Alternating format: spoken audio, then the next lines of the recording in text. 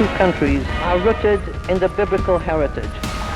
But we have a bond to Israel that's much stronger. It's a moral commitment. It was created to fulfill the long-standing dream of the Jewish people to return to the home of their biblical origins. Come, let us declare in Zion the word of God. The founders of my country saw a new promised land.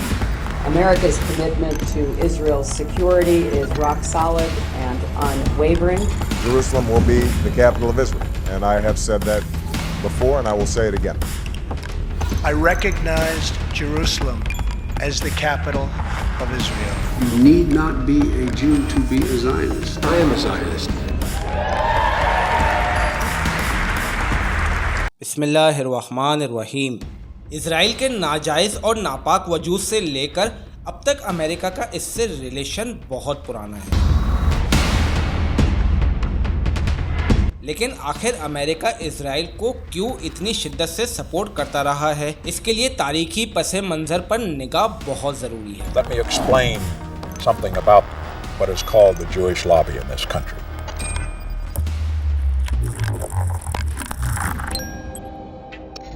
दरअसल Israel का America से relation 1948 से ही शुरू हो गया था और उस वक्त दरअसल अमेरिका में मौजूद क्रिश्चियन इंतहा पसंद तबके के एक गिरोह ने इजराइल की पुष्टपनाही शुरू की। We stand with Israel! जो उस वक्त अमेरिका की इकोनॉमिक और पॉलिटिक्स में सबसे बड़ा स्टेक होल्डर था। उनके ख्याल से यहूदियों को उनकी आबाई ज़मीन यानी फ़लस्तीन में पनाह लेनी थी और उसी बुनियाद पर हज़रत ईसा का दोबारा इस दुनिया में ज़हूर होना था। ये नज़रिया तहरीफ शुदा बाइबल में पाया जाता है, जिसकी बुनियाद को लेकर अमेरिका में मौजूद क्रिश्चियन लॉबी ने इजराइल को सपोर्ट करना शुरू कर दिया और इसी बुनियाद पर यूएसए के प्रेसिडेंट वुडरो विल्सन ने 1918 में ब्रिटेन्स बेलफोर डिक्लेरेशन को बिना किसी शर्त के तस्लीम किया और उसकी सपोर्ट की, जिसमें यह तय पाया गया था कि यहूदी बैतुल मुक़द्दस के पास फ़लस्तीन में अपना मुल्क बनाएंगे। और इसी तसलसल में 1948 में यहूदियों के अपने आज़ाद मुल्क इजराइल के ऐलान के ठीक 11 मिनट के बाद ही अमेरिका ने इसे तस्लीम कर लिया था और इसी तरह अमेरिका वो वाहिद मुल्क भी बन गया जिसने सबसे पहले इजराइल को तस्लीम किया।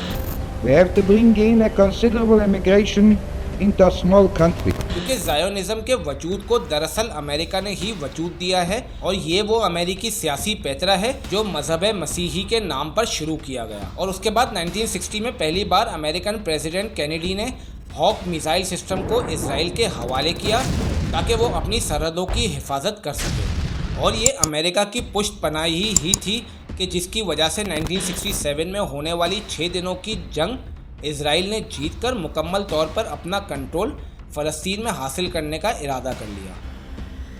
Being for Israel first, that does not mean you're putting America second, because they think it goes together. उसके बाद 1973 में यूएस प्रेसिडेंट रिचर्ड निक्सन ने दोबारा इजराइल को चौथी अरब इजराइल वॉर में खुलकर सपोर्ट किया, बावजूद अरब मुल्कों की तेल की तिजारत पर पाबंदियों के जो उन्होंने अमेरिका और वेस्ट पर लगाई थी। अमेरिका ने डंके की चोट पर इजराइल का साथ दिया। इसके बाद हमने ये भी देखा कि जिम्मी कार्टर ने जब कैंप डेविड टॉक्स में फ़लस्तीनियों के हुकूक की बात की तो अमेरिका में मौजूद इजरायली लॉबी फिर इकट्ठी हो गई और कार्टर को अपनी कुर्सी से हाथ धोना पड़ा। In itself, it was a great achievement. But the president took a great risk for himself. AIPAC is not dedicated to peace.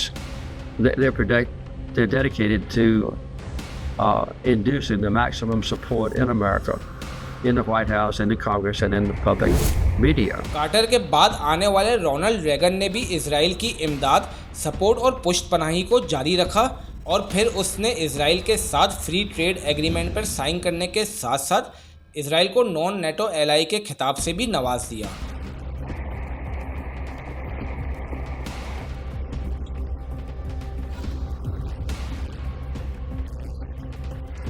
और ये अमेरिका ही था जिसने 1993 और 1995 में इजराइल और फ़लस्तीन के दरमियान सालिसी का किरदार भी अंजाम दिया, जिसकी वजह से बिल क्लिंटन के दौर में ओस्लो एग्रीमेंट तय पाया और उसके फ़ौरन बाद ही यूएसए ने जेरूसलम को इजराइल का कैपिटल भी तस्लीम कर लिया।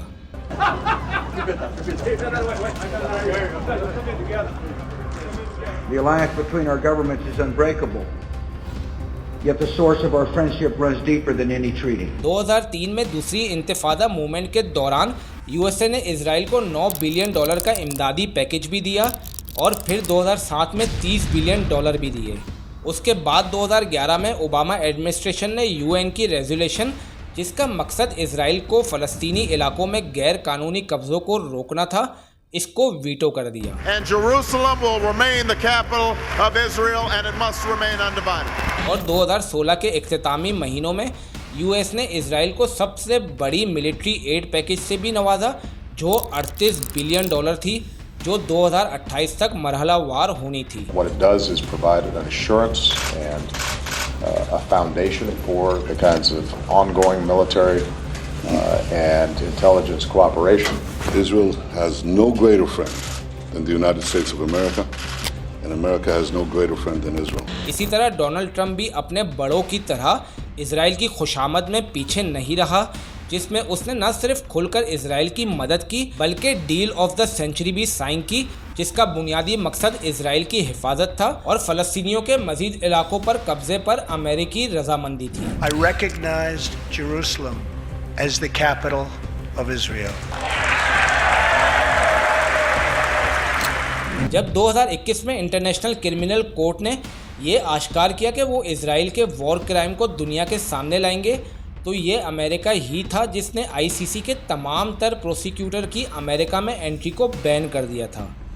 We firmly oppose and are disappointed by the ICC prosecutor's announcement of an investigation into the Palestinian situation. और हालिया अक्टूबर 7 के हमास के अटैक के बाद से अमेरिका ने इजराइल को हर तरह से खुलकर सपोर्ट किया और इस दर्जा सपोर्ट किया जिसकी मिसाल नहीं मिलती। United States stands with you.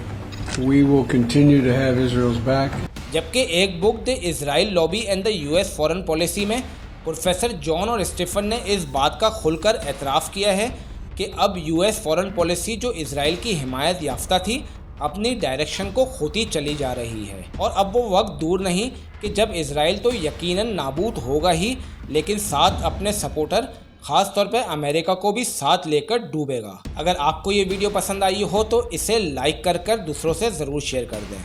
शुक्रिया।